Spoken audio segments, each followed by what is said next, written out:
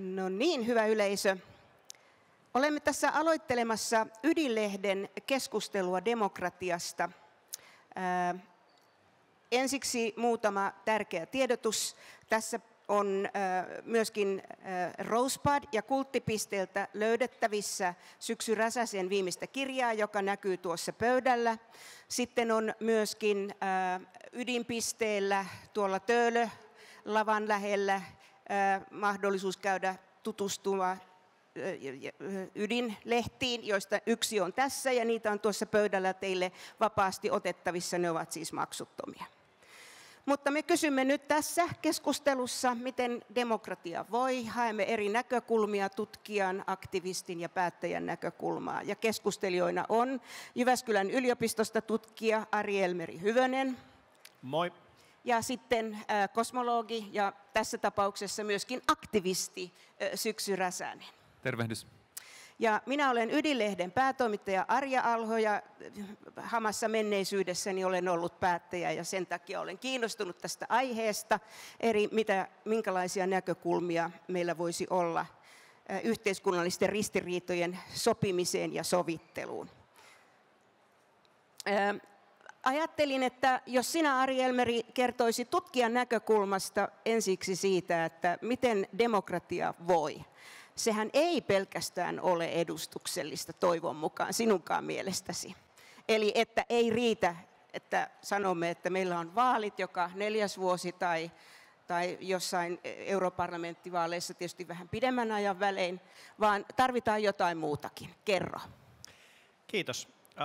Mäkin voin aloittaa ihan lyhyellä mainoksella. Vastapainon osastolta löytyy salaliittoteorioiden politiikka-kirjaa, joka käsittelee myös jotain näitä demokratiaan liittyviä uhkakuvia. Mutta tähän kysymykseen vastatakseni, niin lyhyt vastaus on, että kyllähän demokratia vielä on ihan hengissä, mutta eihän sillä kovin hyvin ole mennyt hetken aikaan, riippumatta oikeastaan siitä, että millä tasolla asiaa katsotaan.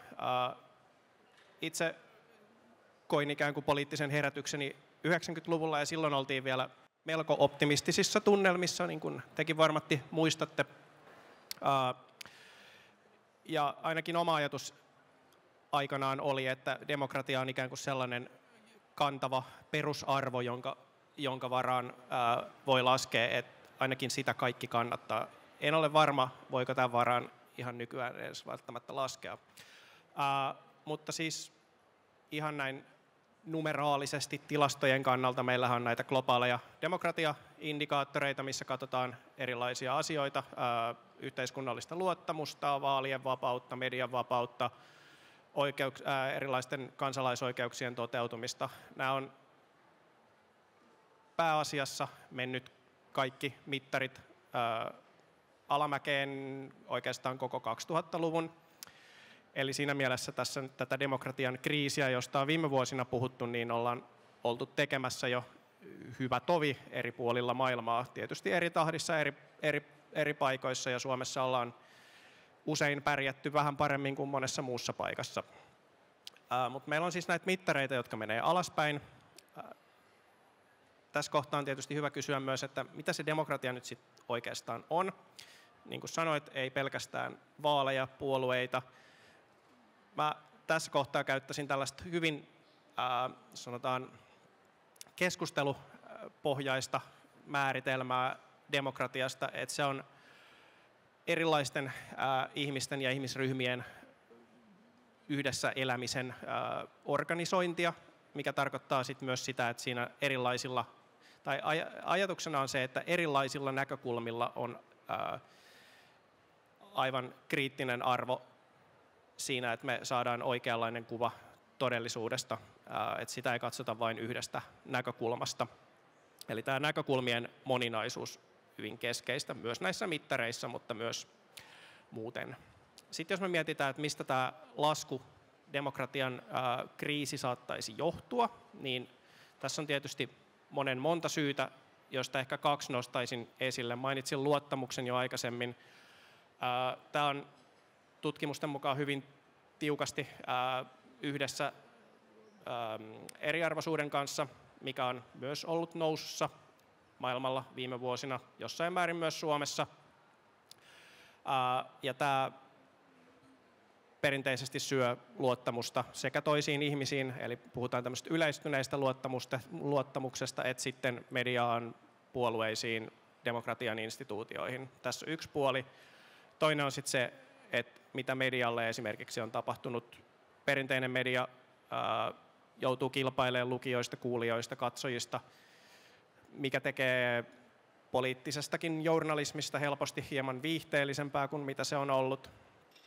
Ja samaan aikaan meillä nousee sosiaalinen media, jossa kaikki tavallaan se bisneslogiikka perustuu yksinomaan siihen, että pitää saada ihmiset reagoimaan, pitää saada he kiinnittävää huomio, jolloin mitä tunteisiin vetoavampaa sisältöä me siellä nähdään, niin sitä paremmin tämä huomion saaminen onnistuu. No nämä molemmat, eli tämä luottamuspuoli ja sitten tämä mediamuutos ikään kuin suoraan kontribuoi sitten taas polarisaatioon, eli siihen, että meillä on ainakin tunne siitä, että yhteiskunta jakaantuu enemmän ja enemmän kahteen blokkiin. Ei ole sitä näkökulmien moninaisuutta, vaan on kaksi ryhmää, jotka hyvin verisesti kilpailee keskenään. Ja tämä on ehkä omalla tavallaan se ydin tässä demokratian kriisissä, mitä me nyt tällä hetkellä koetaan. Tämä tällainen blokkien välinen taistelu, jota nämä eri rakenteelliset syyt, joita just kävin läpi, niin sitten ruokkii. No se, että pystyykö puoluepolitiikka tähän vastaamaan, pystyy ehkä omalla tavallaan, enkä lähtisi heittämään vaalidemokratiaa mitenkään romukoppaan, mutta on myös niin, että puoluepoliittinen kilpailu on osittain altista näille samoille riskitekijöille, mitä mainitsin median yhteydessä äsken. Ja tästä näkökulmasta on ihan kannatettavaa, että meillä on viime vuosina ollut kokeiluja kaikennäköisissä erilaisissa kansalaisraadeissa esimerkiksi, missä ihmiset pääsee suoraan keskustelemaan asioista ilman, että he joutuu ottamaan puolta tässä polarisoituneessa keskustelussa suuntaan tai toiseen, vaan voidaan pienemmässä porukassa keskustella asioista. Tämä on mun mielestä tosi tärkeä avaus, mutta sitten siinäkin ehkä sit riskinä se, että siellä ei voida kaikesta keskustella, välttämättä ei pääse ne kaikki näkökulmat esille, mitä yhteiskunnassa on. Pöydällä ei välttämättä ole sellaisia kysymyksiä, mitä ihmiset kokee kaikista tärkeimmiksi juuri itselleen. Ja tähän me sitten tarvitaan enemmän aktivismista näkökulmia. No niin, sanoit, että mittarit näyttävät alaspäin ja näin on ollut jo pidempään. Itse ajattelisin myöskin politiikassa ammatillisesti toimineena tai politiikan ammateissa toimineena, että ennen kaikkea demokratia mittautuu tämän yhteiskunnallisen keskustelun niin kuin laadun ja miten ihmisillä on pääsy tiedon äärelle kautta. Ja siinä tämä moninäkökulmaisuus, jota itsekin korostit kovasti, oli tärkeä. Ja ajattelen myöskin niin, että demokratia tarvitsee kansalaisjärjestöjä ja aktivismia. Se on ikään kuin semmoinen elinvoima, josta edustuksellinen demokratia voi pumpata tavallaan juuri niitä tuntoja, jotka ovat ihmisille tärkeitä ja joihin halutaan ratkaisua. Mutta Syksy, mitä sä ajattelet? Olet todellakin niin kuin, aktivisti siinä mielessä, että olet nostanut hyvin voimakkaasti esille nyt Lähi-idän kriisin tilanteen, jossa tuntuu siltä, että demokratiaksi itsensä kutsuvat maat ovat sivusta seuraajia.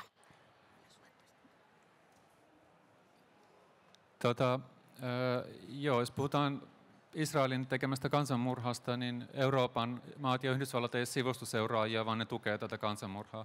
Mutta jos puhutaan demokratiasta, Suomessa edustuksellisesta demokratiasta, jos täytyisi keskittyä tähän edustuksellisen demokratiaan ja sen suhteeseen kansalaisjärjestöihin, niin demokratiassa on lopulta kysymys vallasta. Siinä on kysymys siitä, että kun meillä on joukko ihmisiä, niin kuka päättää näiden ihmisten elämän raameista? Ja demokratian mukaan näillä ihmisillä itsellään on valta päättää se. Mutta tämä edellyttää tietysti sitä, kun me puhutaan nykyaikaisesta monimutkaisesta yhteiskunnasta, missä on paljon ihmisiä, on paljon erilaisia ryhmiä, paljon erilaisia linkittymiä, että ihmiset tietää, mistä on kysymys, jotta he voivat toivottavasti valita sitten tällaisia edustajia, jotka tekevät näitä päätöksiä, kuten näiden ihmisten informoidun mielipide parhaaksi näkee. Ja jos me ajatellaan tätä demokratian kriisiä, niin mä näen taas jotain samaa kuin siinä, tämä ei ole ehkä kauhean lohdullista, mutta mitä oli viime vuosisadan alkupuolella, jolloin meillä on kaksi kehitystä, jotka menee eri suuntiin ja liittyy toisiinsa. Yksi on tämä, mistä on puhuttu, tämä demokratian rapautuminen, politiikan äärimmäistyminen. Ja toinen tähän liittyvä on demokratian lisääntyminen. Jos me ajatellaan monarkioiden sortumista, jos me ajatellaan sellaista demokratian kukoistusta ja sellaista moniäänisyyttä, mikä vain Saksassa oli maailmansotien välillä, mitä sitten tietysti tukahdutti, kun natsit tuli valtaan, mutta siinä on kaksi tämmöistä rinnakkaista. Ja osittain tämä demokratian rapautuminen ja tämmöinen polarisaatio muu liittyy tähän demokratisoitumiskehitykseen, koska semmoinen demokratian kannalta erittäin ratkaiseva tekijä on ollut internet ja se, että meillä on mahdollista olla medioita, jotka ei ole yritysmedioita, jotka on siis pelkästään lukijoita, vaan myös ei pelkästään myy uutisia lukijoille. Pääasiassahan mediat myy lukijoita mainostajille.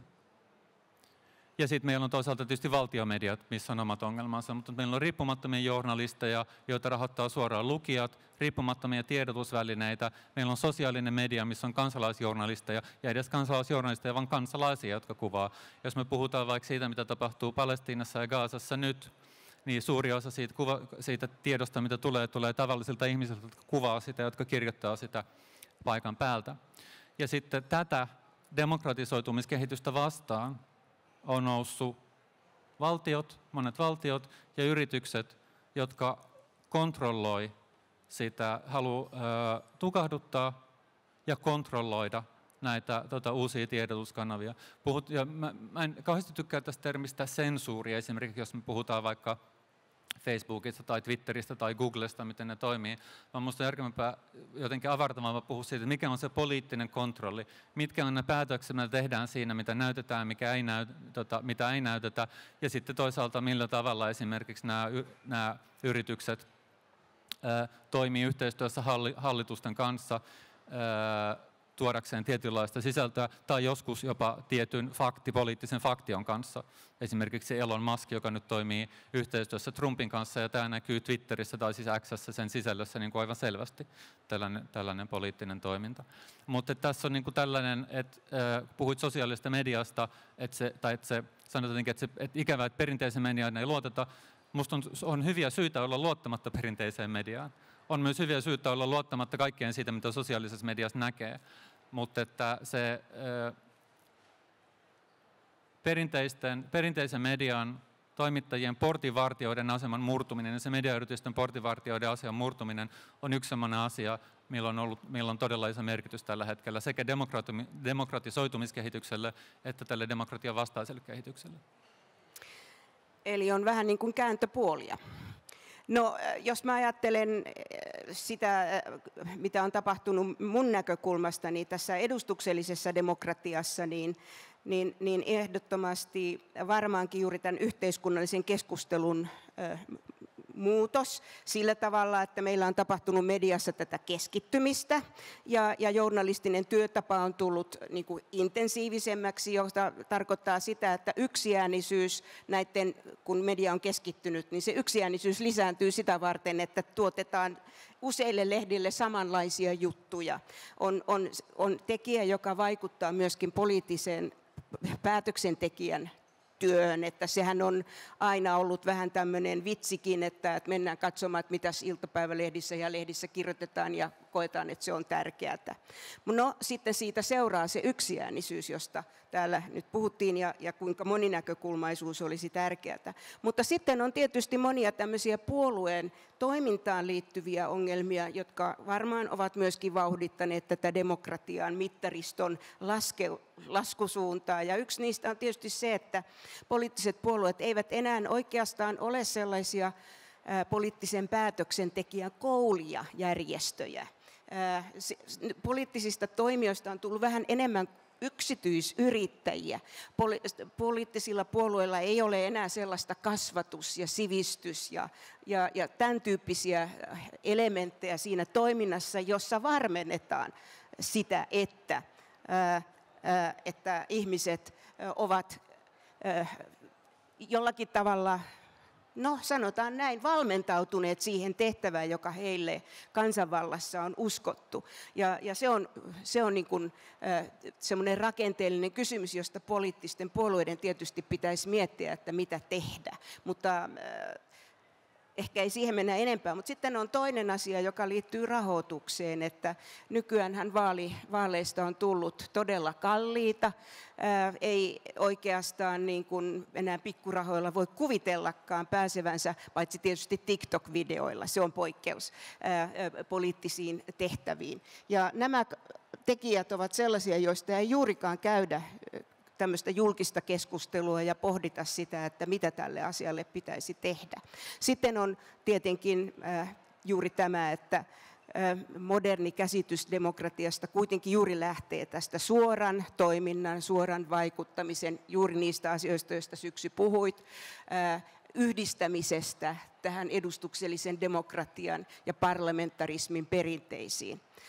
No, meillä on myöskin aika paljon keskustelua siitä, että onko oikeusvaltio kriisissä, eli se, että ihmisten kohteluun, etuuksiin, asioihin, elämään liittyvät kysymykset kuitenkin aina pitäisi oikeusvaltiossa perustua lakiin. Ja sen lain pitää olla sellainen, että se on tulkittavissa, se on oikeudenmukainen ja että demokratiassa vähemmistön oikeudet on aina turvattava. Se on se sen mittari.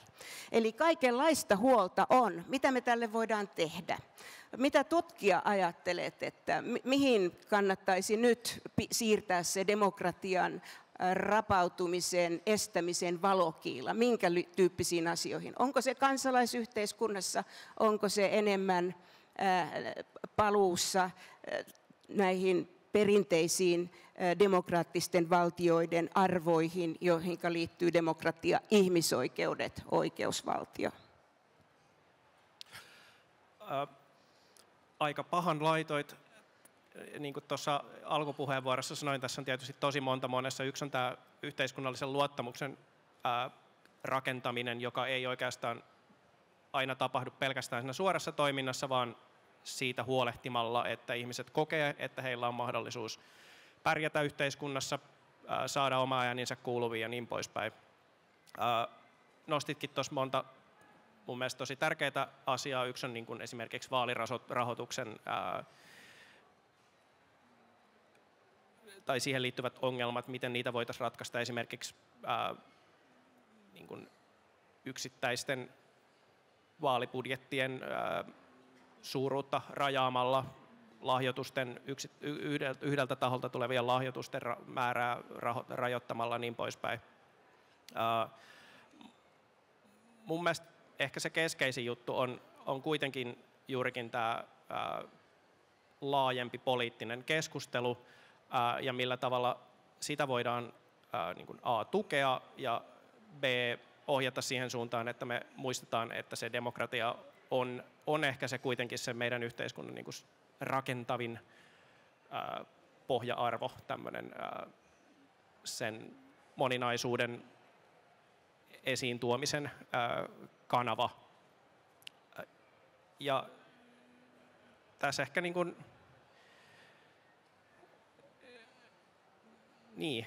siis yksi siis ihan tämmöinen kulttuurillinen tekijä on, että kun me tehdään päätöksiä, käydään keskusteluita asiasta, niin nostetaanko se demokratia oikeasti sellaiseen arvoon, että sitä priorisoitaisiin muihin arvoihin nähden, ja näin ei mun mielestä aina nykyään tapahdu. Ehkä voi olla hyödyllistä enemmän kuin ajatella demokratiaa, ajatella demokratisoitumista. Eli toisin sanoen sitä, että miten hyvin millä tavalla valta on jakautunut yhteiskunnassa. Ja tällä hetkellä se, jos ajattelee laajasti, niin se isoin uhka demokratialle tai ongelma demokratialle tai puute meidän demokratiassa, koska demokratia voi olla enemmän tai vähemmän, ei ole niin, että meillä on demokratia tai ei ole demokratia. Mutta se suurin ongelma on se, että tällä hetkellä meillä on vallankäyttö, esimerkiksi mediavallan käyttö, on erittäin tiivistynyt tiettyihin mediayrityksiin, niiden tiedotusvälineisiin, sosiaalinen media, se, jota kontrolloidaan yhä enemmän, se on myös hyvin tiivistynyt. Jos me ajatellaan, mikä on ratkaisu tähän, on se kansalaisyhteiskunnan toiminta, kansalaisyhteiskunnan journalismi, kansalaisyhteiskunnan tiedotusvälineet, kansalaisyhteiskunnan myös suora toiminta. Esimerkiksi jos ajatellaan Elokapinaa, niin Elokapina on tärkeä esimerkki toiminnasta demokratian hyväksi. Ja tämä tuntuu ehkä kummalliselta, että mitä tekemistä on demokratian kanssa, mutta tämä liittyy siihen, että mielipidemittausten mukaan suurin osa suomalaisista itse asiassa kannattaa niitä toimia. Kannattaa hyvin voimakkaita toimia ilmastonmuutoksen hillitsemiseksi, sellaisia, joita poliittiset päättäjät eivät tee. Että tosiasiallisesti se Elokapinan vaatimukset on linjassa julkisen mielipiteen kanssa ja poliittisia päättäjiä vastaan, vaikka yleensä se kehystys, mikä sille annetaan, on aivan toisenlainen. Ja tietysti on myös kansalaisyhteiskunnan suhde poliittisiin päättäjiin ja tietysti yleensä kansalaisyhteiskunnan terveys, jota nykyinen hallitus yrittää parhaansa mukaan heikentää. Mutta on vaikea, kun sanotaan, että perusarvo on niin kuin demokratia, niin mä en pidä siitä musta harhaanjohtavaa tällaista narratiivia, että meillä on tässä jalustalla asia, jota me puolustamme sen vihollisilta. Vaan enemmän mä ajattelen, että meillä on asia, jota me yritämme kehittää paremmin, joka on se, että taloudellinen valta, poliittinen valta olisi enemmän niillä ihmisillä, jotka on tämän vallankäytön kohteena. Liittyy myös tähän eriarvoistumiseen, tähän liittyy myös taloudellisen vallan kytkeytyminen. Ja jos tätä tarkastelee tällaisella tavalla, eikä tämän demokratian niin kuin formaalien puitteiden puolustamiseen, niin mun mielestä se on ehkä hedelmällisempi lähestymistapa. Joo, tässä oli pieniä raapaisuja siitä, että miten demokratia voi, minkälaisia ongelmia sillä on. Ari Elmeri Hyvönen on siis Jyväskylän yliopistosta tutkija. Hänen teoksiaan löytyi sieltä Vastapainosta, mainitsen tämän. Syksy Räsänen tekee sitä, mitä uskoo tärkeäksi, eli vaikuttaa, ottaa kantaa ja on tekemässä sitä demokratisoitumista. Luulisin, että tärkeää nyt olisi turvata nimenomaan sosiaalista pääomaa, sitä, että ihmiset kokoontuvat yhteen, ratkovat yhdessä asioita, toimivat, vaikuttavat. Eli tarvitaan ihmisten, median ja sitten tämän päätöksentekokoneiston välistä vuorovaikutusta. Ja kun edellinen tilaisuus keskusteli sopimalla mieluummin kuin sotimalla ja että vallankäytössä mieluummin yhteisten näkemysten hakemista kuin ristiriitojen rakentamista, niin se on kai pätevä tämänkin keskustelun lopetukseksi. Kiitos, että olitte tässä paikalla.